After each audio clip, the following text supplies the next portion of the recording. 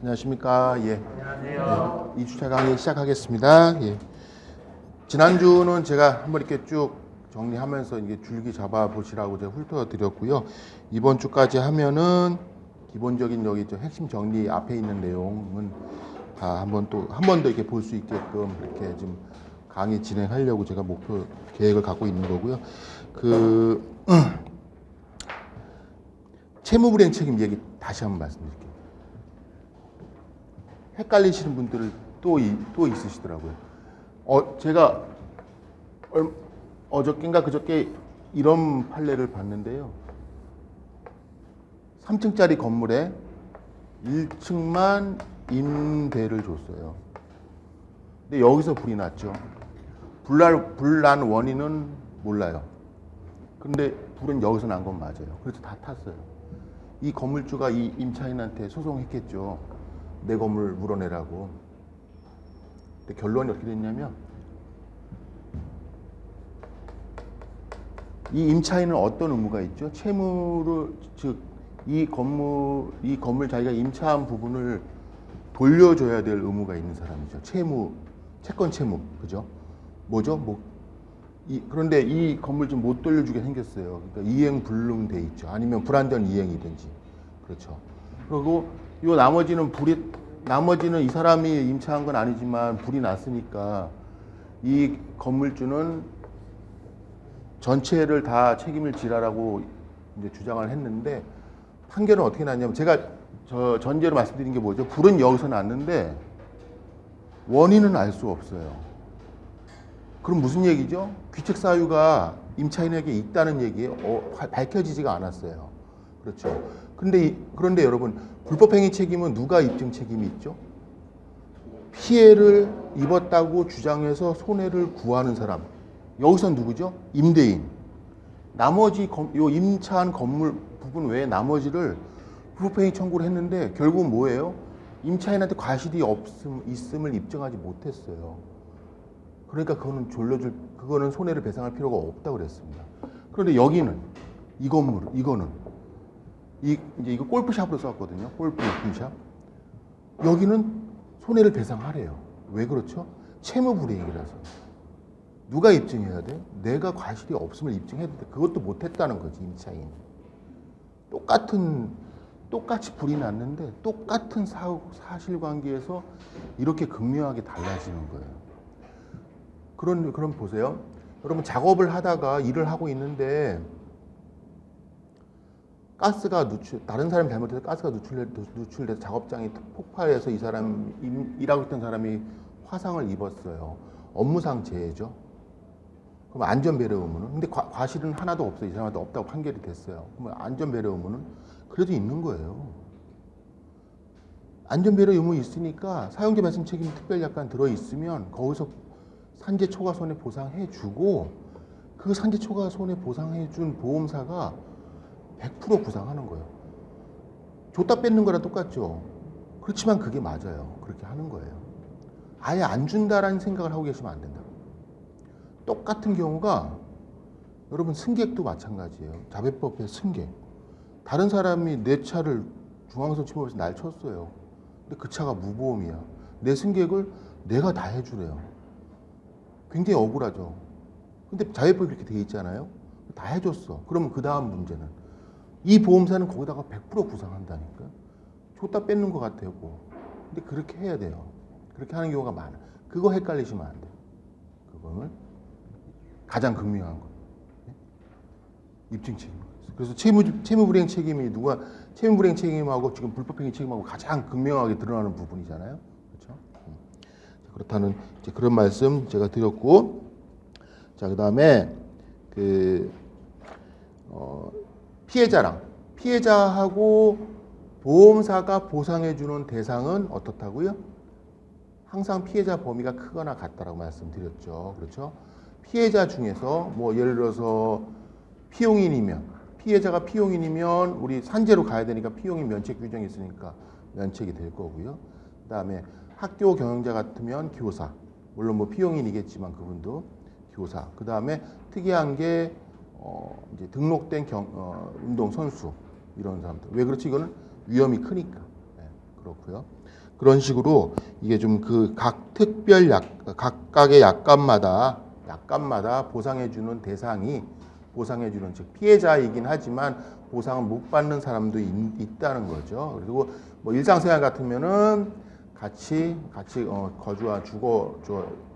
거주하는 친족 면책이라고 되어 있으니까. 우리 근데 영업배상 책임보험은 그런 약관은 없어요. 그런 약관은 없는데 일상생활 배상 책임은 그렇게 하는 게 합리적이니 그렇게 만들어 놨겠죠. 그렇고 그 다음에 또 말씀드린 게 우리 근재보험, 산재보험하고 EL 특약은 오직 누구를 위한 보험? 피용인. 재해를 당한 피용인을 위한 보험. 그러니까 다른 피해자는 여기에 절대 개입될 수 없는 그런 보험이라고 말씀드렸죠. 그래서 우리가 책임보험만 배우는 게 아니고, 책임보험만 한 과목으로 돼 있는 게 아니고, 책임보험, 근재보험이 한 과목으로 돼 있을 수밖에 없는 이유는 그거라는 거예요. 네. 자, 그래서 채무불이행 책임하고 불법행위 책임도 우리가 이제 비교 다시 한번 해봤고요. 이제 불법행위 책임 가서 불법행위 책임은 아까 말씀드린 것처럼 그렇게 고의과실, 인과관계, 손해까지 다 피해자가 입증해야 되니까 너무 힘들고 너무 피해자한테 과중한 부담을 주니까 이제 거기에 대한 이제 보완 조치로서 나온 게 입증 책임의 전환을 법령으로 하든가 아니면 해석상 하든가 아니면 이제 아예 무과실 책임을 지게 만들든가 아니면 그보다 더해가지고 우리 보상 책임주의까지 넘어가게끔 그렇게까지 만들어 놓은 여러 가지 이제 그 경우들이 있는데 가장 우리 대표적인 게 입증 책임의 전환은 우리 사용자 책임 같은 경우 보시면 법조문이 이렇게 되어 있는 거는 다 입증 책임을 전환시켜 놓은 거예요. 뭐냐? 어떠한 책임이 있다. 단 뭐뭐뭐뭐 입증하면 그러하지 아니하다. 이런 구조로 되어 있는 법들. 동물의 점유자 책임, 공작물의 점유자 책임, 사용자 책임. 네, 이런 것들. 그다음에 책임 능력자, 감독자 책임도 마찬가지고요. 네, 다 입증 책임을 법령으로 전환시켜 놓은 거고, 그다음에 우리 의료가호 책임 같은 경우에는 그렇게 명문의 규정은 없지만 실질적으로 입증을 누가 하라? 의사가 하라. 네, 그렇게 이제 판례에서 이제 계속 이제 누적이 돼 있으니까 이제는 그렇게 따라갈 수밖에 없게 돼 있는 거죠. 딱히 법령 규정이 있고 한 건 아니고요. 예. 그렇고. 자, 그래서 그리고 우리 불법행위 책임에서 책임 능력은 한번 그 조문 우리 2개 있어요. 미성년자하고 그 다음에 심신상실자 규정이 있는데 요거는 조문 2개는 우리 민법에 딱 조문 딱 2개 있거든요. 요거 2개는 한번 꼭 좀 기억해 두세요. 왜 그러냐면 제가 여러 군데서 말씀을 드렸지만은 요즘에 하도 이게 그런 사고들이 많으니까 요것만 따로 5점 10점 나올 수도 있고요. 예, 그러니까 그 부분은 좀 주의를 한번 좀 보시면 미성년자 책임 능력에서 여기서 말하는 미성년자는 미성년자 플러스 변식할 지능이 없다고 하니까 사실은 미성년자보다는 나이가 어려야 돼요. 그래서 보통 형사 미성년자 13세인데 그 정도 밑으로 봐요. 밑으로 보고 그 위로는 그냥 우리 친권자의 또 그 보호 교양 의무라고 민법에 따로 있어요. 그걸로 그걸로 근거로 해서 책임을 묻거나 하는 거 외에는 요 규정은 미성년자면 무조건 책임 능력이 없는 게 아니고 변식할 능력이 없을 때 그렇게 그래서 요건을 좀 보시고 그다음에 심신상실자의 책임 능력도 마찬가지인 게 심신상실 중에 타인의 손해를 가하면 책임이 없는데 고의 또는 과실로 일부러 심신상실 유발했어요. 무슨냐면 제가 술을 일부러 먹은 거죠. 그래서 완전히 만취를 한 거죠. 그건 아니라는 거죠. 그렇게. 그러니까 그런 관계가 있기 때문에 그렇게 해서 한번 보아주셔야 되고, 자, 특수불법행위는 아까 말씀드린 거 부분은 그렇게만 보시면 되고, 한번 읽어보시면 되고, 잘 나오는 건 우리 사용자 책임이죠. 그래서 사용자 책임은 아까 말씀드린 것처럼 법령, 즉 민법의 규정에 의해서 입증 책임을 전환시켰고, 통솔 판례는 대의 책임이다. 즉 피용인의 불법행위 책임만 있는 건데 사용자가 대신해서 대신의 책임을 지는 거다. 대위 책임설이 판례 다수설이라는 거. 그런데 이제 그 해석상 그러면 사용자가 나한테 규칙 사유 없으면 입증을 아무리 해도 그 정도 가지고는 입증이 아니라고 계속 판결이 나오고 있기 때문에 실질적으로는 무과실 책임하고 비슷하게 운영이 되고 있는 거예요. 그러니까 대신에 이제 조문만 그렇게 알고 계시면 되니까. 자, 그러면 여러분 이제 사례에서 나오면 피용인 누가 무슨 뭘 해서 어떻게 손해를 가했다라고 하면 이제 자동 사용자 책임이 있다라고 하시면 되는 거예요. 그렇죠? 이렇게 요건만 써주시면 되죠. 사무집행 관련해서 피용인의 불법행위 성립됐으므로 사용자 책임이 있다. 이렇게 사용관계 있고. 자, 그다음에 공작물 점유자 소유자 책임. 자, 이거는 꼭 도급인 책임 제가 따로 볼 거고요. 공작물 점유자 소유자 책임은 1차는 점유자가, 2차는 소유자가 지는 겁니다. 점유자는 면책될 수 있어요. 소유자는 면책 안 돼요. 무과실 책임 지는 겁니다. 단 요건은 뭐죠? 하자가 있어야 돼요. 하자가. 이 제조물 책임하고 비슷해요. 제조물 책임 뭐가 있어야 되죠? 결함. 불법행위 책임 뭐가 있어야 되죠? 고의과실. 이제 그런 단어들, 그런 요건들, 고의과실, 결함, 하자 이런 것들은 다 이제 규책 사유라고 해요. 규책 사유. 이런 게 있어야 돼요. 그러니까 아무 하자 없는데 누가 방화를 했다 하면 공작물 소유자가 책임이 있나요? 없어요. 없습니다. 뭔가 하자가 있어야 돼요. 그 하자를 내가 관리할 수 있는 영역이 아니더라도 하자는 있어야 됩니다. 자, 그다음에 도급인 책임. 도급인 책임은 여러분 이게 헷갈리시고 막 하는데 일단 도급인은 일을 맡긴 사람이죠. 일을 맡긴 사람이니까 한 발짝 떨어져 있는 사람이에요. 현장에서. 그렇죠. 가만히 있는 사람이에요. 이 사람은 일이 끝나면 보수만 지급해 주면 되는 사람이에요. 원칙이. 그러니까 어떻게 했어요? 일단 원칙적으로 책임이 없다는 거죠. 근데 개입이 되면 뭐죠? 중대한 그것도 거기다 또 요건이 하나 더 더해서 중대한 과실까지 있으면 그때서 도급인 책임이 있으니까 사실은 무용지물이에요. 무용지물. 거의 쓸 일이 없어요. 그럼 다 뭘로 하냐면 사용자 책임으로 갑니다. 사용자 책임. 그러니까 무슨 얘기냐면 여러분 도급인 책임은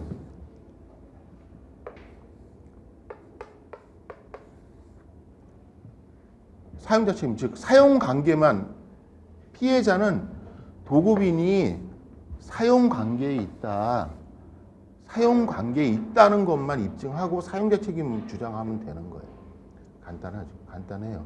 그러니까 여러분 도급인 책임, 그래서 우리 이제 가장 우리 사례에서 많이 나오는 게 도급인이 있고 수급인이 있고, 그렇죠. 이 수급인이 드는 보험이 뭐요? 도급업자 특약. 도급업자 특약. 도급인이 드는 거 발주자 미필적 배상 책임 특약. 아니면 수급인이 몽땅 가입할 수도 있어요. 도급인 특약을 둘 다 피보험자로 넣어가지고 그렇게. 여기서 이런 사례 나오면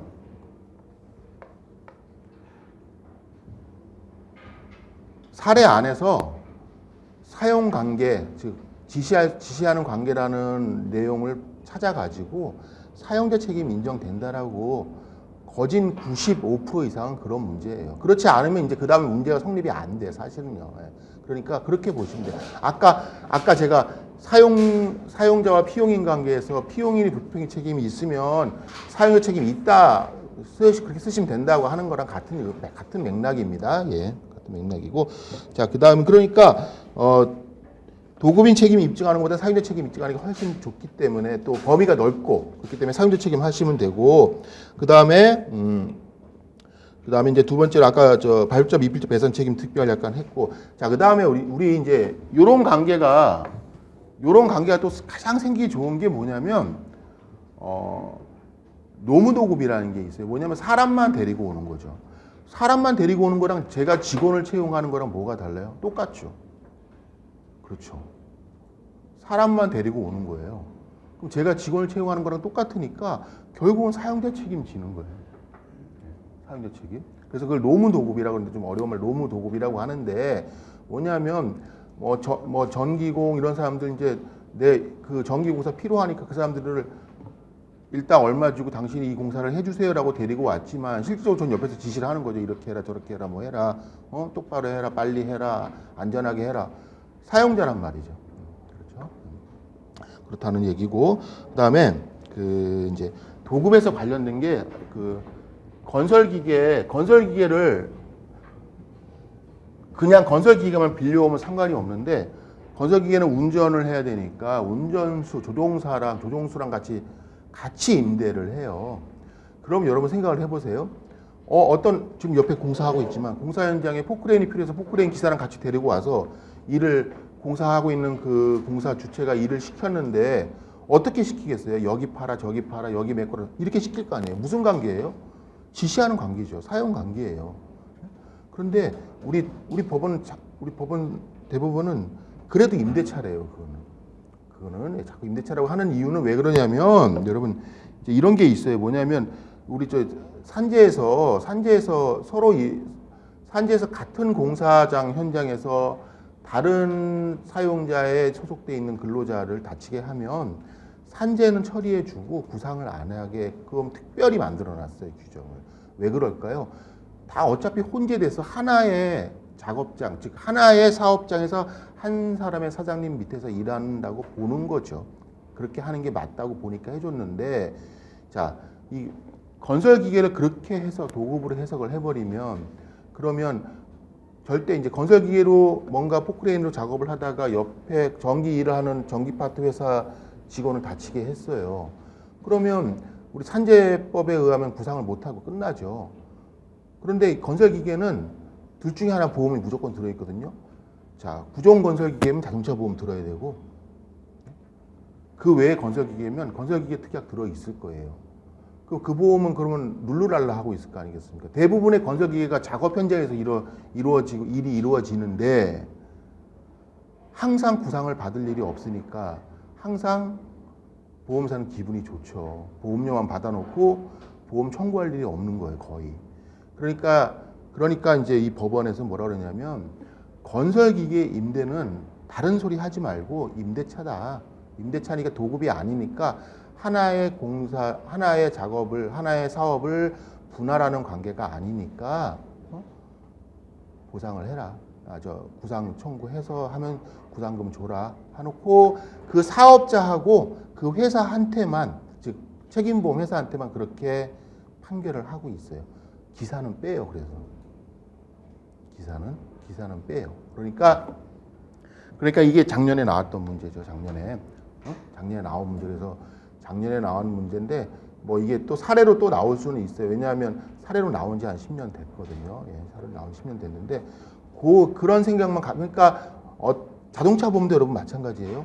만약에 자동차 보험 문제에서 건설기계가 나왔는데 뭐 기사랑 같이 작업 현장에서 작업을 했다 어쩌다 뭐 이런 얘기 나오면 그냥 임대차로 해서 승낙 피보험자로 보시면 돼요. 그게 판례예요. 우리 책임금지에서도 마찬가지고요. 책임금지에서도 구상할 수 있다 이렇게만 알고 계시면 되는 거예요. 누구한테? 사업주, 건설기계 임대인하고 건설기가 들어있는 보험하고. 오케이. 예. 그 얘기 제가 드리고 싶어 정리했고요. 자, 그다음에 그래서 그 책임근제 보험에서 도급하고 임대차 관계 정리라고 제가 말씀을 해놨는데, 자, 사실은 또 이제 이런 게 있죠. 우리 실무적으로 이제 현실적으로 이런 게 있어요. 여러분 보험 제가 이 아파트 건설 현장을 가만히 가서 보니까 여러 업체들이 와서 일을 하고 있거든요. 다 혼재돼 있어요. 그러면 조금 여유가 없는 회사는 깜빡하고 산재보험도 안 들 수도 있고, 여유가 없으니까 보험료 못 낼 수도 있고, 뭐 여러 가지 문제 생긴단 말이죠. 그리고 결정적으로 뭐냐면 우리 이제 다 알고 있는 큰 메이저 건설 회사들이 있죠. 아파트 건설 현장 우리 가보시면 지나가다 보면 생각해 보세요. 땡땡 아파트, 땡땡 건설 무슨 뭐 아파트 건설 현장 하면 여러분 지나가면서 무슨 생각해요? 아, 이거는 우리나라 1등 건설회사에서 지금 아파트를 짓고 있네? 라고 생각하시고, 그 다음 무슨 생각 들어요? 아, 저기 안에 있는 사람들은 다 이 건설회사 직원이겠네? 그렇게 생각을 한단 말이죠. 그러니까, 어떻게 되어 있냐면, 그래서, 근로기준법하고 산업재해보상보호법하고 이렇게 해가지고 강제로 그 땡땡 건설회사가 나머지 하청, 재하청 직원들 위해서 몽땅 같이 산재랑 사용자 배상 책임 특약 다 보험 그렇게 가입을 하게끔 실무도 그렇게 하고 있어요. 그러니까 피보험자가 한 명이고 다 그 밑에 있는 사람들 다 피용인으로 쳐버리는 거예요. 그렇게 해서 거기 있는 근로자들도 책임을 다 보상을 받을 수 있게끔 정리를 해주고, 그다음에 도구업자 특약도 다 이 건설회사가 들으면 제3자한테 대한 배상도 이 회사에서 다 이해해서 들어있는 보험에서 다 처리해주고 이렇게 간단하게 되니까 그렇게 보험 가입을 합니다. 그러면은 선심 쓰는 건 아니고 공사 대금 줄 때 알아서 정리하겠죠. 그거는 그렇죠. 그렇지만 그렇게 되니까 여러분들 이제 그 사례 문제에서 나올 때는 작년 우리 도구업자 그 10점짜리 문제에서도 마찬가지로 뭐라고 밑에 조건을 달아놨냐면 단 땡땡 건설에서 일괄 보험 가입하고 보험료를 납부하였다 이렇게 해놨어요. 그렇게 가입을 하기 때문에 그렇게 해놓은 거예요. 그리고 그런데 외부에서 온 포크레인 그 건설 기계는 그거 아니라는 거죠. 그거 아는지 모르는지 물어보고 싶었던 거예요. 그 출제위원이. 그래서 거기까지 보시면 되고, 자 임대차랑 책임문제보험의 관계라고도 한 부분도 다 같은 얘기고요. 자 그다음에 그 26페이지 보관자 2006년도에 나왔어요. 보관자 배상 책임하고 제3자 배상 책임보험에 대해서 비교해서 요거는 이제 한번 나올 때 됐어요. 여러분 여러분 책임보험 우리가 배우는 책임은 원래 원칙은 우리가 다루고 있는 책임보험은 TPL 보험이에요. 제3자 배상 책임보험이에요. 보관하고 있는 피보험자가 소유, 사용, 관리, 즉 보관하고 있는 물건에 대한 손해는 보상해 주지가 않아요. 그런데 그렇게 다 제외시켜 버리면 안 되는 영역들이 있는 거예요. 창고업자, 주차장, 그렇죠? 그다음에 정비업자, 그다음에 임차인, 물건이나 건물의 임차인. 이분은 뭐죠? 계약이 끝나면 그 물건이나 건물을 돌려줘야 되죠. 그렇죠. 그러니까 임차인이 임차하는 동안에 뭔가 문제가 생겨서 이 물건이나 건물을 돌려주지 못할 상황이 생겼을 때 가입하는 보험이 임차자 특별약관이라는 거 이게 있거든요. 그것도 보관자 배상 책임보험이에요. 그래서 우리 제3자 배상 책임보험하고 보관 배상 책임보험은 이제 차이가 이렇게 있으니까 그런 차이점 제가 27페이지에 정리해놨어요. 표에다가. 그거까지만 눈익힘 하시고 한 번만 봐두세요. 한번 10년 넘었으니까. 왜냐하면 개념에서 나올 문제 이제 다 나왔어. 나올 게 이 정도. 그 다음에 채무불이행 책임과 불법행위 책임을 비교하시오. 뭐 이 정도. 그거 외에는 나올 게 다 나와서 한번 봐주시고, 자 그다음에 공동불법행위 공동불법행위는 우리 조문 한번 보시고 내용 한번 보시면 되고요. 부진적 연대채무가 더 중요한데 여러분 죄송한데 그 28페이지에 부진적 연대채무 의의에 공동불법행위자 중 1위는 이거를 부진적 연대채무자 각각은으로 좀 바꿔주세요. 이게 또 오타나 제가 고친다는 거 또 못 고쳤어요. 그래서 부진적 연대 책임은 여러분 그래서 공동 불법행위도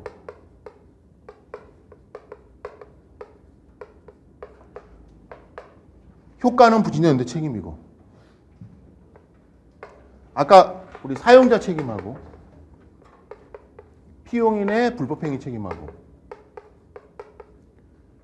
이것도 부진적 연대 책임이고 그렇죠? 그다음에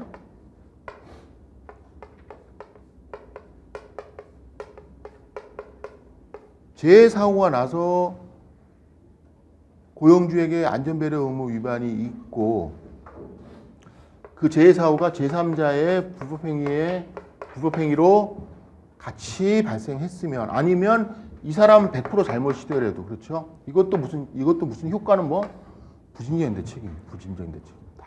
네. 부진적 연대 책임입니다.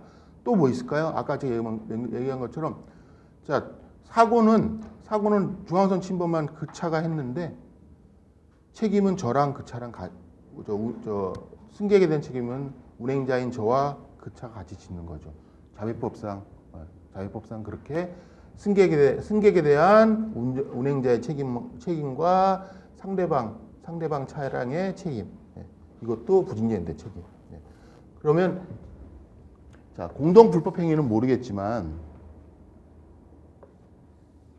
요 밑에 관계는 아까 말씀드린 것처럼 100대 0, 0대 100도 다 성립되는 거예요. 그렇죠? 아까 서두에 다시 한번 말씀드렸어요. 자, 그래서 부진제 연대 책임이 이제 생기면 어디선가 누군가 먼저 보상을 해주든가 해주면 이제 내부 분담 비율을 초과하는 부분. 자, 과실이 예를 들어서 5대 5인데 총 손해가 100만 원인데 우리 보험사 A사에서 부진제 연대 채무 있는 A 보험사에서 100만 원을 먼저 보상을 해줬어요. 그럼 50만 원 받아와야죠. 그게 대위권이라는 거예요. 대위권, 대위. 다른 사람의 권리를 내가 내 이름으로 행사하는 거예요. 피보험자 대신에 배상을 해준 보험사가 피보험자가 가지고 있는 손해배상 청구권을 보험사의 이름으로 행사하는 거예요. 대리랑 다르죠. 대리는 뭐죠? 다른 사람 대신에 내가 그 사람 이름으로 뭔가 일을 하는 게 대리죠. 이거는 대위예요. 그래서 대위권 행사하면 땡땡 보험사가 그 이름으로 청구합니다. 땡땡 보험사 피보험자 이름으로 청구하는 게 아니고 그렇습니다. 그래서 대위권은 실무하시는 분도 계시지만 이제 실무 가면은 다 구상 이러거든요. 구상보다는 범위가 작은 거예요. 구상은 대위권 아니더라도 생깁니다. 대위권 아니더라도. 그다음에 오늘 뒤에서 제가 또 하겠지만 대위권 행사를 하는 사람의 대위권 행사의 대상이 되는 사람을 제3자라고 하거든요. 제3자. 여기서 말하는 제3자는 우리 TPL 보험에서 말하는 제3자랑 좀 다른 거죠. 여기서 말하는 제3자 중에 이제 빠지는 사람이 누구냐가 중요한 건데 누가 빠지냐면 피보험자는 무조건 빠지는 거예요. 피보험자는 배상의 주체이기 때문에 대위권 행사의 제3자에 될 수가 없어요. 그리고 대위권의 본질이 뭐예요? 피보험자의 권리를 보험사의 이름으로 행사하는 건데 그걸 피보험자한테 행사하면 안 되죠. 그렇죠? 그리고 구상이라는 건 이 대위권 말고도 또 그 사무관리나 부당이득 이런 것도 있어요. 뭐 이런 경우도 많이 있어요. 뭐냐면 피보험자가 거짓말을 했어요. 거짓말로 고의사고인데 아닌 것처럼 청구한 거죠. 그래서 보험금 줬어요. 나중에 밝혀졌어요. 그러면 그 피보험자한테 구상합니다. 그거는 뭐죠? 부당이득. 그런 거는 받을 돈이 아닌데 받아갔잖아요. 그렇죠? 그러는 건 부당이득으로 그런 구상은 피보험자한테도 가능해요. 그리고 사무관리는 남의 사무 대신해 주는 거. 지금 이제 우리 자동차 보험에서 그 취급업자 보험 같은 경우는 취급업자 보험 대인 2만 있으니까 근데 대인 1이 어딘가에 있는 것만 확인되면 이 취급업자 보험에서 먼저 처리합니다. 처리하고 대인 1 보험사 찾아가지고 원만큼 달라 그래요. 그럼 이게 돈 지급해줘요. 그게 사무관리. 남의 사무 원래 대인 1은 그 회사에서 줬어야 되는데 대신 다 해줬잖아요. 남의 일을요. 자, 그다음에 법률 규정에는 배상 의무자랑 이 얘기 제가 이건 표를 왜 또 한 번 더 만들어 드리고 이 무슨 얘기를 하고 싶어서 제가 만들어 드렸냐면 여러분 자꾸 저거랑 헷갈려서 그래요. 한 피보험자가 의무보험도 가입해야 되고 그다음에 가입돼 있고 임의보험도 가입되어 있는 상황하고 공동 불법 행위 내지 아니면 부진제 연대 채무가 성립되는 관계가 있어서 각각의 책임을 지는 그 각자가 들어있는 보험이 의무보험, 임의보험이라고 하면 그 관계는 완전히 달라지는 거예요. 첫 번째라면 의무보험에서 무조건 먼저 해줘야죠. 여러분 대인 1, 2 내가 들어있으면 대인 1에서 먼저 해주잖아요. 그렇죠? 그런데 여러분, 저는 저는 대인 원투 들어있고 상대방은 대인 원만 들어있어요. 예? 그러면 그 어떤 대인 원이 먼저 해줘야 돼? 그게 아니라는 거죠. 그럼 자, 피해자 입장에서는 뭐죠? 아무한테나 청구하면 된다는 거죠. 그래서 여러분 제가 거기 예를 들은 게 이제 잔조 사고로 자전거 타고 가는 사람 피하려다 자동차가 건물을 들이박아서 불이 났다거나 이제 이런 관계가 생겼다는 거죠. 자, 그럼 건물, 근데 그 건물이 특수 건물이에요. 그러면 특약법 화재보험 들어있는 건물이죠. 그렇죠. 네? 특약법 화재보험. 일단 그러면 특약법 화재보험 들어있고, 그다음에 뭐 시설 소유 특약 들어있다고 치고, 사고는 자동차가 냈고, 여기에 자전거 때문에 생겼고, 이 사람은 이 건물 주인은 무슨 죄예요? 아무 죄도 없죠. 그렇지만 화재로 인한 재해보상과 보험 가입 등에 관한 법률 때문에 무슨 책임이 있어요? 법률상 책임이 있죠.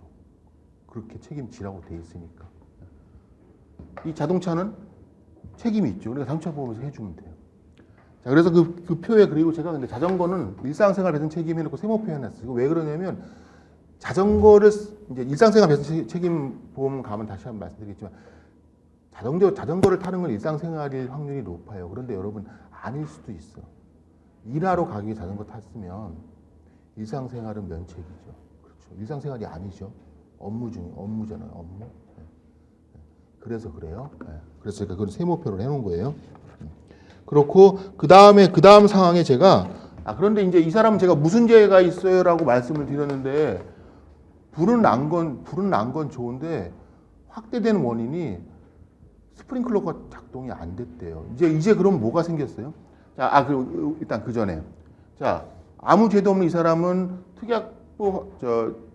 화재로 인한 재해보상과 보험가입 등에 관한 법률상 책임이 있으니까 부채. 그러면 시설 소유 관리자 특별약관에서는 어떻게 되죠? 그건 뭐죠? 시설 소유 관리자의 법률상 책임이 있어야 되는데 특약법 화재보험에서 먼저 다 해줬잖아요. 그렇죠. 그러니까 시설 소유 관리 특약은 해줄 게 없어. 면책. 네, 그렇게 돼요. 그런데 만약에 이게 이제 아까 제가 예를 들은 것처럼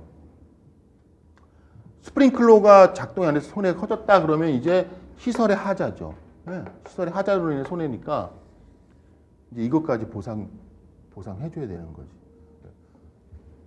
자동차 특약 화재보험, 시설 소유 특약, 그다음에 이 자전거가 만약에 산책하시던 중이었다 그러면 일상생활까지.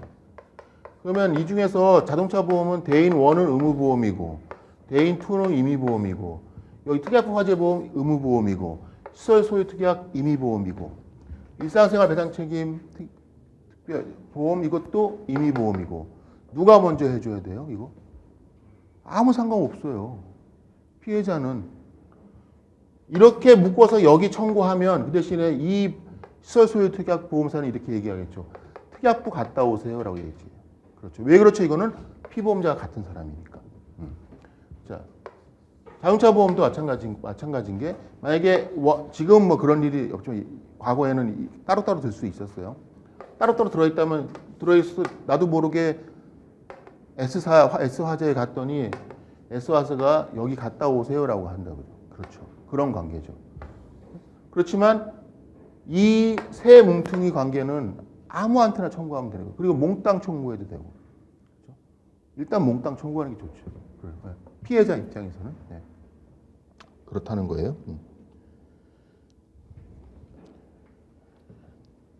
그래서 이제 그런 의미로 제가 그 표를 만들어 놨고요. 그 다음에 이제 우리 여러분 제조물 책임은 작년에 나왔고 여러 번 나와서 그냥 한번 눈으로만 결함이라는 거 이런 내용이 그 다음에 있다는 거. 그 다음에 저 뒤에 또 제가 조금 한 번 더 다뤄야 될 시간이 있으니까 그때 다시 한번 보고요. 자, 실화 책임에 관한 법률은 보시면 여러분 실화 책임에 관한 법률은 이게 특이한 법인 게 지금은 개정이 됐는데 그 옛날에는 보상을 안 해줬어요. 연소된 부분은. 과실로 연소됐으면 과실로 불이 나서 연소, 즉 옆에 건물이 타면 보상을 안 해줘도 된다는 법이었어요. 이 법이. 그러면 피해자는 억울하죠. 불이 난 건, 아니, 고의건 과실이건 불이 난 건 책임져야 될 사람이 있는데, 불 났을 때만 이런 일을 해버리니까 어떻게 됐겠어요? 헌법재판소에서 위헌이라고 그랬죠. 위헌이라고. 피해자한테 위헌이라고 그렇죠. 네. 그래서 바뀌었어요, 이제는. 어떻게 바뀌었냐? 연소된 부분에서, 연소된 부분에서 플러스 경과실이면 손해를 감경할 수 있다. 그래서 보통 한 30%에서 한 60% 빼줘요. 소송하면 피해자 손해배상 청구하면 한 30에서 60% 정도 빼줘요. 연소된 부분에서.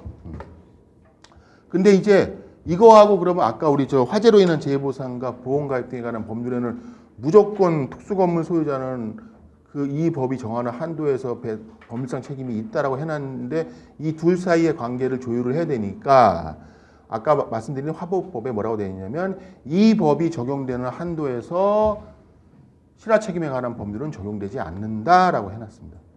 그럼 무슨 얘기죠? 자, 특수건물이 있고 여기서 화재가 나서 옆에 건물에 사람이 죽거나 다치고 이 옆에 건물에도 재물 손해가 발생했으면 특약부 화재보험 한도 1인당 1억 5천, 그 다음에 대물 한도, 이 한도에서는 이 법이 적용이 안 되니까 감경받지 않고 그 한도 안에서는 다 보상 처리해 주라는 거죠. 그러니까 우선 하는 게 뭐죠? 화법법이 우선하는 거예요. 실화 책임에 관한 법률보다. 그래서 그 얘기까지 제가 말씀을 드린 거고요. 그 다음에 32페이지에 그 약술 2008년도에 나온 문제인데요. 한번 보세요. 이젠 요렇게 약술도, 옛날에 이런 약술이 꽤 나왔어요. 무슨 얘기냐면 간단한 사례이면서 이제 모험금을 구하는 게 아니고 거기에 해당되는 내용만 쓰는. 그렇죠? 예, 요런 약술이 과거에는 꽤 나왔는데 2014년 새로 신체 손해사용자 생기고 나서는 아직 안 나왔어요. 그래서 이제 이렇게 바뀌어서 나올 수도 있는데 당황할 필요는 없죠. 어차피 내용 약술 쓰는 거니까. 그렇죠? 그래서 요 내용 보시면 요 내용은 여러분들이 한번 이렇게 해서 한번 정리를 한번 해보세요. 그래서 결국은 무슨 얘기냐면 특수건물의 소유자 책임하고 실화 책임에 관한 법률하고 관계가 어떻게 되는지 알고 있느냐, 그 내용을 써라, 그 얘기입니다. 예. 자, 그래서 이렇게 문제를 내보세요. A 공장은 충분한 전기 안전용을 마쳤는데도 전구 내부 전기 합선이 원인으로 추정되는 화재가 발생해서 이웃 공장 기숙사에서 잠을 잔 근로자 3명이 사상했으니까 여러분 하자가 있다고 보건 없다고 보건 간에 화재로 인한 재해보상이나 즉 화법법에 의한 특수건물 소유자의 법률상 책임은 무조건 있는 거잖아요. 그렇죠? 예. 그러니까 특수건물의 소유자의 법률상 책임하고, 자, 연소돼서 다른 공장, 옆에 건물에 사람이 죽었음에도 불구하고 실화 책임에 관한 법률에 의하면 깎아줄 수 있는 거죠. 그런데 화법법에 의한 법률상 책임 금액만큼은 그렇게 될 수 없다. 초과되는 손해 중에서는 일정한 요건이 되면 감경받을 수 있을 것이다. 이렇게까지 이제 그거까지만 기억을 해두시면 되겠습니다. 네. 자, 질문입니다. 예. 여기 실화 책임에 관한 법률에서 말하는 실화자라는 게 네. 꼭 불을 낸 사람 가령 남경에 불을 지른 사람 이런 의미가 아니고 좁은 의미가 아니고 좀 더 넓은 의미인가요? 아니, 행위자입니다. 행위자. 행위자는 예. 그러니까 고의 중과실은 감경을 못 받는 거죠. 잠깐 잘못한 실수로 했을 때 감경 받는 거예요. 지금 요 사례에 나온 요런 거 정도까지. 예를 들어서 전기가 분명히 누전되고 불이 날 수 있을 확률이 위험이 있는데도 방치했다. 이건 중과실이죠. 근데 충분한 전기 안전 점검을 했어요. 근데도 합선이 나서 불이 났어. 경과실이죠. 그렇죠? 네.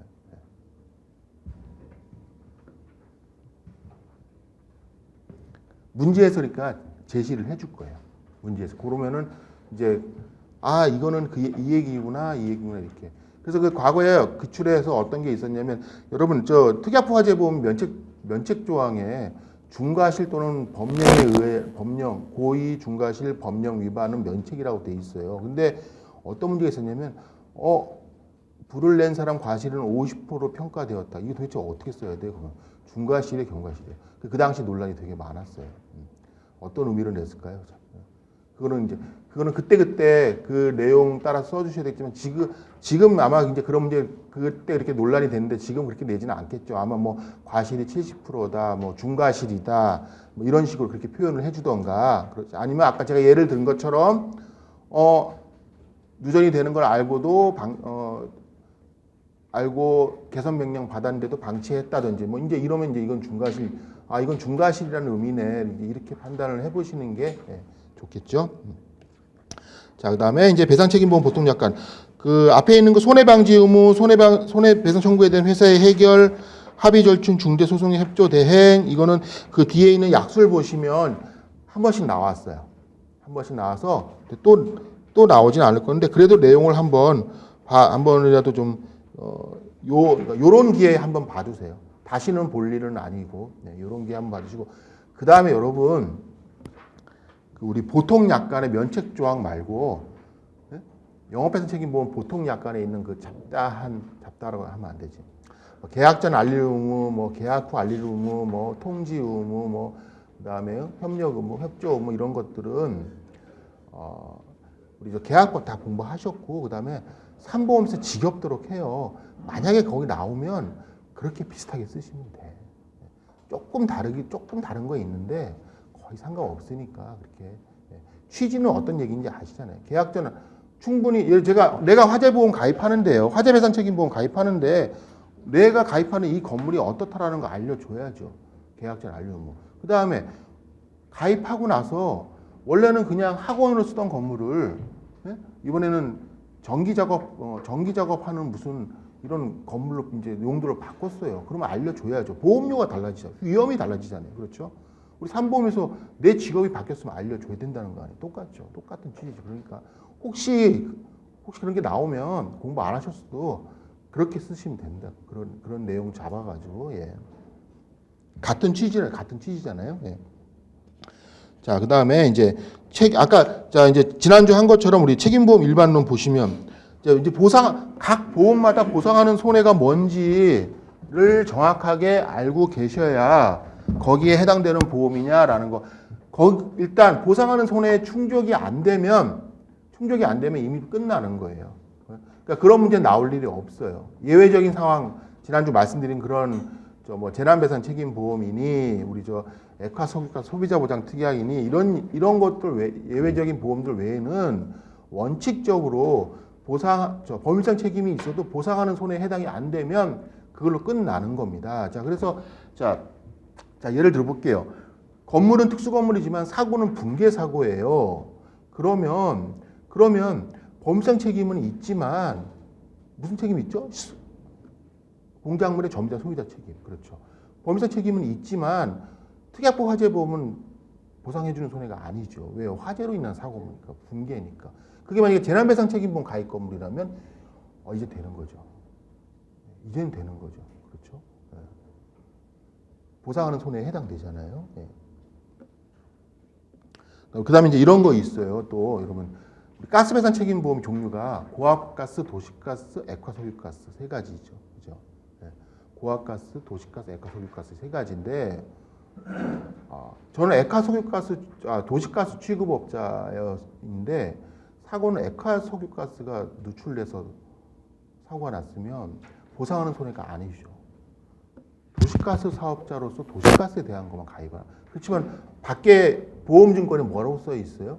가스배상 책임보험 가입돼 있다고 써 있죠. 그렇지만 그 가입한 이유가 뭐예요? 도시가스 사업자라서 가입한 거죠. 근데 터지긴 액화소유가스가 터졌어요. 그러면 안 되는 거죠. 그러면 가스배상 책임보험이 안 되는 거예요. 제가 그냥 말씀드리는 게 아니고 진짜 그래요. 진짜 그렇게 판례가 있어요. 어떤 내용이냐면 액화소유가스 쓰는 집에서 이제 도시가스로 바꾸려고 신청을 해서 공사를 했죠. 그러니까는 공사하러 이제 직원을 보냈죠. 도급하러, 그러니까 수급 일하러 간 거죠. 그 직원이 기존에 붙어있던 액화소유가스 뜯어내다가 가스가 누출돼서 터진 거예요. 그러면 그 도시가스 사업자는 무슨 책임이 있죠? 사용자 책임이 있는 거죠. 사용자 책임.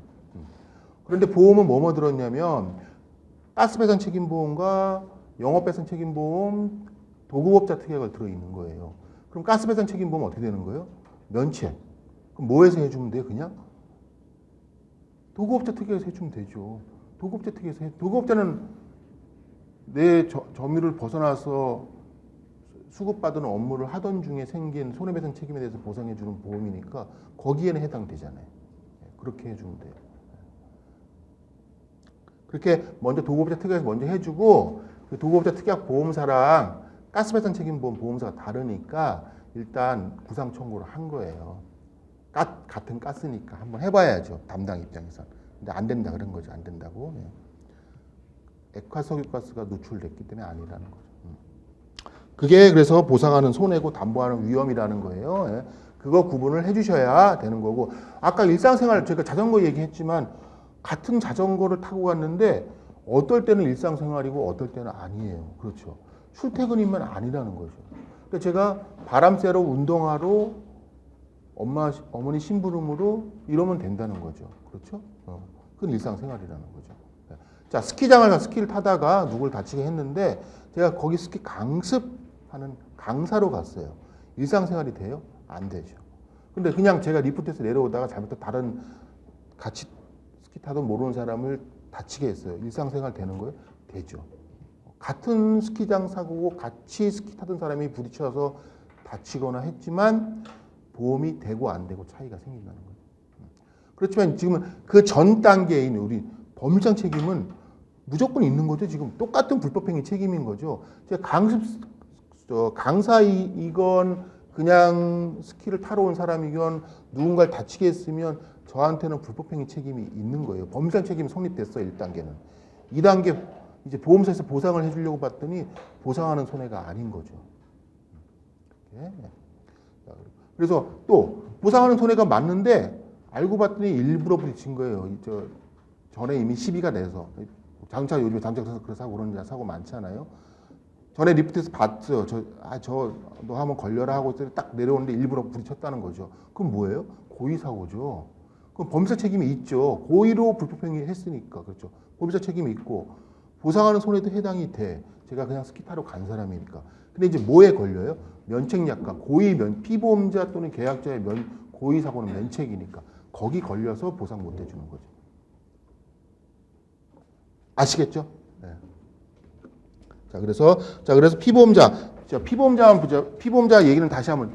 자, 피보험자는 보험금을 청구할 수 있는 사람, 피보험자. 두 번째, 대의권 행사에 구상이 아니고 대의권 행사의 대상이 되는 제3자에서 제외.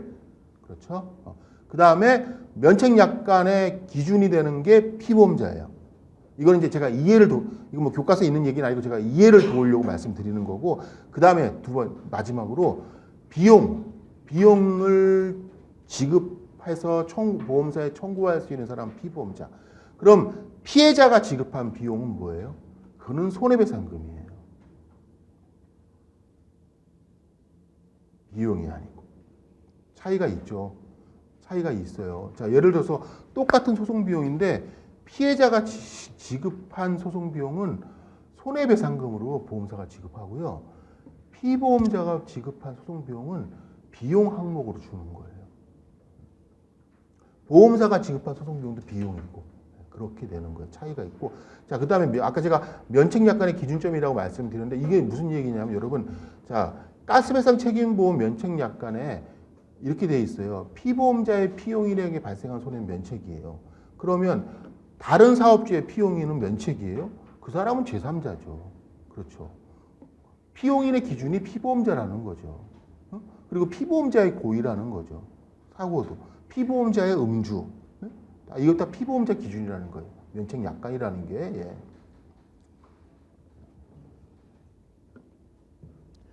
피보험자의 종류는 보시면 되는데 한번 보시고, 이게 사실은 우리 국민영업배상 책임보험에는 이런 얘기 일절 없어요. 이게 다 영업배상 책임보험에 있고 우리 국민영업배상 책임보험에 이런 얘기가 안 써 있어요. 안 써 있는데 이렇게 구분해 주는 게 맞고 이렇게 약관이 들어와야 되는 게 맞는데 그냥 냅두고 있어요. 왜 그럴까요? 이게 그냥 하도 종류가 많으니까 안 고치는 것도 있고요.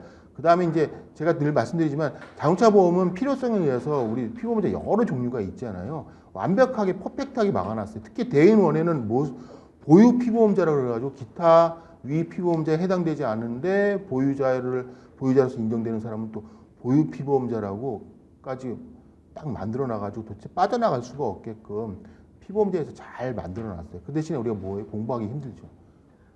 그렇죠. 너무 많으니까. 이랬다 저랬다 이 사람이 이랬다 아니랬다 기랬다 막. 근데 이제 우리 책임보험에서는 그렇지 않은데 이제 개념상 그렇게 구분이 되는 거는 틀림없어요. 틀림없고 자 그다음에 이제 피용 이제 항상 그러면 사용자 책임을 지면 피용인은 불법행위 있어야 되니까 자 그러면 이 피용인한테 구상을 할 거냐는 거죠.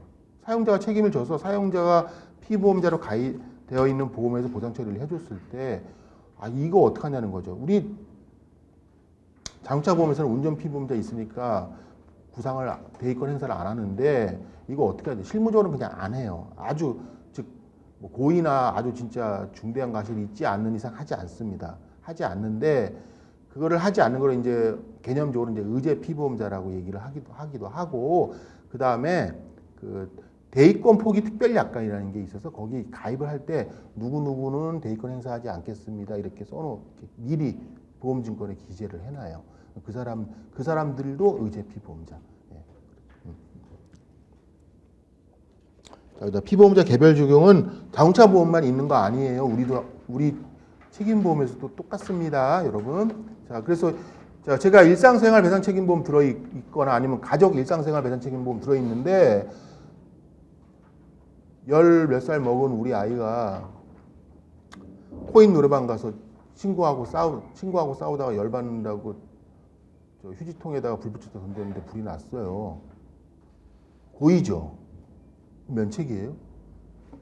저는 보호 감독 의무 있는 저는 김영 피보험자 저는 제 입장에서 고의 사고예요? 아니죠.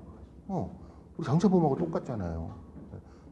승낙 피보험자가 고의 사고를 냈어요. 김영 피보험자가 고의 사고가 아니잖아요. 가족 피보험자 가족인 내 아들이 그렇게 냈지만 저는 아니고 그럼 어떻게 해줘야 돼요? 개별 적용해서 보상해줘야죠. 그렇죠? 그리고 구상하죠. 왜 고의사고 구상하잖아요. 고의사고 구상하잖아요. 생계를 같이 하는 가족이라도 고의사고는 구상하잖아요. 똑같아요. 똑같습니다. 자동차 보험만 있는 거예요. 차이는 뭐냐면 자동차 보험은 약관에 그 개별 적용이 있고 책임보험은 없고 그 차이예요. 자, 피해자 직접 청구권은 똑같이 약관에 있습니다. 우리도. 그리고 이제 우리는 보상 한도액 자기부담금은 뭐에서 주의하라는 거죠. 마지막 제가 지난주 말씀드린 것처럼 3단계 손해까지 잘 구해놓고 이거 빼먹으시면 진짜 안 되는 거예요. 이거. 한도에 넘어갔는지 그 다음에 자기부담금 어떻게 되는지 그래서 꼭 보셔야 되고 자, 그 다음에 비용. 자, 비용은 손해방지 비용, 권리보존 비용, 협력 비용, 한도 무관이라고 말씀드렸고, 자, 여러분, 같은 소송 비용이라도 여러분, 정말 그냥 소송 비용이면 한도 내지만 여러분, 예를 들어서 보험사가 시킨 거죠, 피보험자에게. 이거 억울하니까 우리가 먼저 소송합시다. 피보험자님 이름으로 소송하면 저희가 비용 드릴게요. 그럼 뭐예요? 협력 비용이에요. 그럼 한도랑 무관한 거예요. 자, 아니면 또 여러분. 자, 피보험자가 이거는 이렇게 지금 자꾸 내 건물 안에서 다쳤다고 지금 이 사람이 징징대는데 이거 그냥 놔뒀다가는 내가 배상 책임 지게 생겼으니까 먼저 소송을 했어요. 그래서 이겼어요. 그리고 소송 비용 달라 그랬어요. 그럼 그 소송 비용 뭘까요? 이거는 손해 경감 및 방지 비용, 손해 방지 비용. 이럴 때는. 그러니까 이름이 외부적으로 나와 있는 이름이 똑같은 소송 비용이더라도 실질성을 따지셔야 된다는 거예요. 실질성을 따지고 그리고 아까 말씀드린 것처럼 피해자가 지급한 소송 비용은 뭐 손해배상금 그거는요.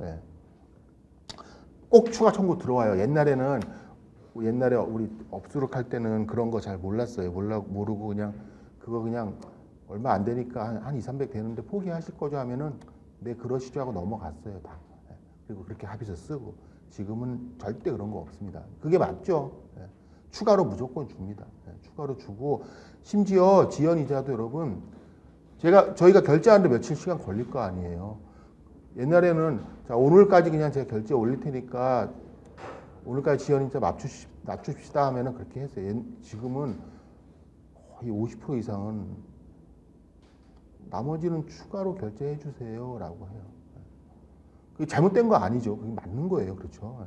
그래서 보통 한 2, 3일 걸린다고 하면 한 이틀분 정도 먼저 하던가 아니면 추가로 결제하던가 그렇게 해요. 요즘엔 그렇습니다. 그 나쁜 게 아니고 이제 요즘 이제 세상이 그렇게 됐다. 이제 정확한 세상이 돼가고 있는 거예요. 정확한 세상이. 예. 자, 공탁보증보험료 마찬가지고요.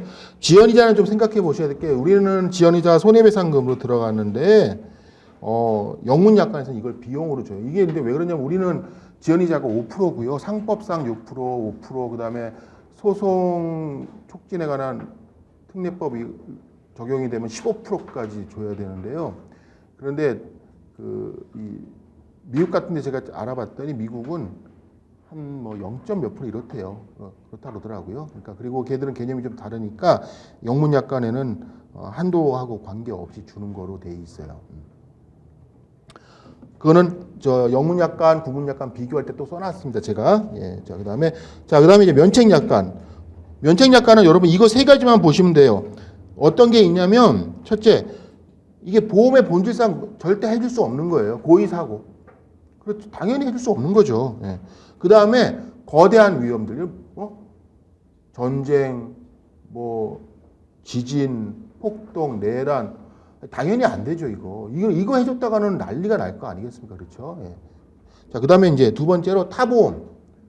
자, 보험의 기술상 다른 보험이 하는 게 맞다는 거죠. 그래서 산재보험, 피용인 면책들, 예? 산재보험. 그 다음에 자동차, 우리 연책약관에 보면 그래서 자동차 사고, 선박 사고, 비행기 사고는 면책이라 해놨어요. 그러면 어디 가라고요? 그 각각 보험이 있잖아요. 그리로 가라는 거죠. 그 다음에 이제 전문 직업인이 했을 때 했은 거는 그 각각 해당되는 보험이 있으니까 그리로 가서 거기서 처리하세요 하는 거. 우리는 이미 일반 배상 책임 보험이니까. 예. 자, 그다음 이제 보험 기술적으로 봤을 때 도덕적인 위험을 방지하거나 아니면 또 입증의 곤란 이런 문제가 있어 생긴 게 있어요. 자, 일단 도덕적 위험 방지하는 거 가장 대표적인 건 계약상 가중 책임. 내 과실은 50%뿐이 없는데 내가 이 사람한테 줘야 될 때는 있는 거예요. 그러니까 이번엔 내가 100%라고 계약서 하자. 내가 다 잘못한 거야. 난 내 보험에 청구하면 되니까. 그리고 내가 갚을 거는 없는 거다. 이렇게. 이런 거 안 되잖아요. 그죠? 그래서 계약상 가중 책임 같은 경우에 원래 줬어야 될 거 초과하는 손해 면책. 원래 줬어야 될 거 초과하는 손해는 면책. 예. 그리고 입증의 곤란 이런 게 뭐냐면 이제 뭐 소음 분진 그 다음에 지하 매설물 그 다음에 뭐 이런 거 이제 이런 약관들 그 다음에 이런 것들이죠. 그래서 제가 국문 보통 약관상 면책 약관 해가지고 1항, 2항, 3항이라고 제가 분류해놨어요. 분류해놨으니까 그 내용들을 한 번씩 차분히 읽어보시면 이걸 애우라는 거 절대 아니고요. 절대 아니고 이렇게 분류해서 읽어만 보시면 이해가 돼요. 이해가 됩니다. 그 대신에 여러분 저거는 좀 알아두셔야 될 게 이제 뒤에 또 나오겠지만 티끌, 먼지, 소음 같은 경우에는 이거는 사용자 배상 책임 우리 근제보험, 사배책, EL 보험도 면책이에요. 근데 산재는 해줘요. 산재 근제 사고에서는 되는 거예요.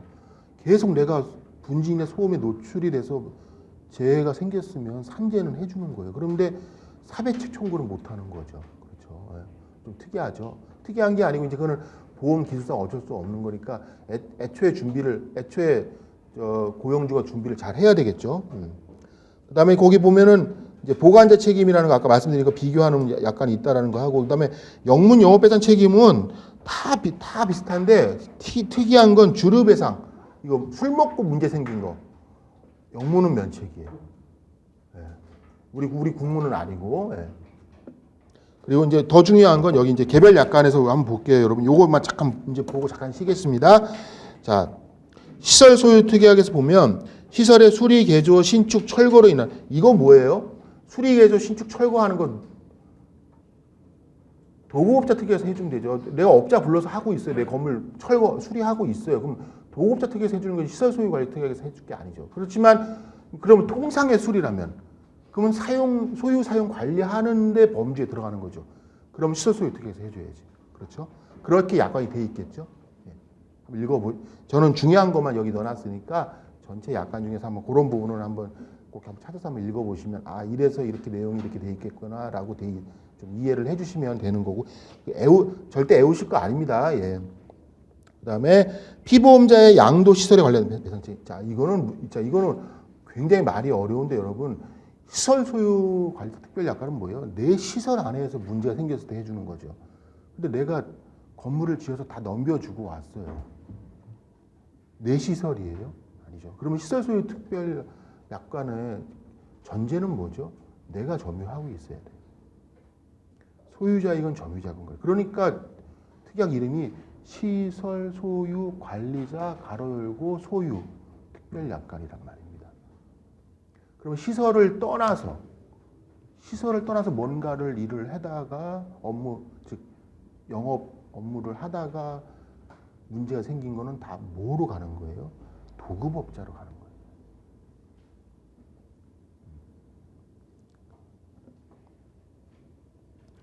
자, 그다음에 그래서 그런 내용들 보시고 도급업자 그래서 도급업자는 또 보시면 피보험자의 수급인이 수행하는 작업에 생긴 손해 이거는 뭐죠? 자 도급인 있고 수급인 있고 수급인이 들은 게 도급업자 특약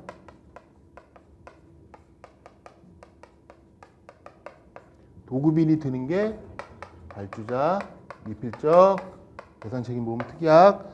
자, 여기 뭐라고 써 있죠? 피보험자의 수급인이. 자, 도급업자의 도급업자 특약을 수급인이 들었으니까 이 도급업자 특약의 피보험자는 수급인이죠. 이 사람이 수급인이죠. 근데 이 사람의 또 수급인이 있으면 이제 이 사람은 지위가 뭘로 바뀌었어요? 이 수급인의 관계에서는 도급인.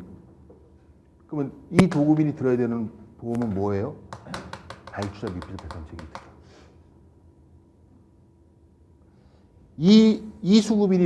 이 하수급인이 들어야 되는 보험은 뭐죠? 도급업자 특약.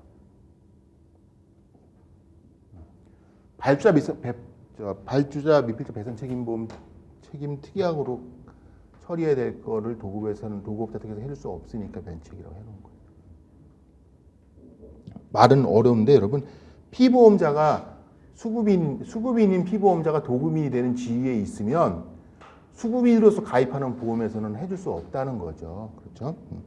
자, 그 다음에 전체 공사의 일부일 경우 참여 근로자에 대한 이거 문제 제가 한번 냈더니 난리가 났어요. 난리가 무슨 막 다른 학원에다가 물어보시고 막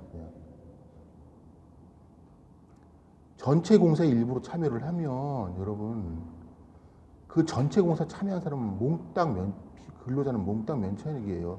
수급인이건 하수급인이건 도급인이건 아무 관계 없어요. 그렇잖아요. 지금 그렇게 돼 있잖아요. 다 면책입니다. 면책. 왜 그렇죠? 아까 제가 땡땡 건설 예를 들었죠.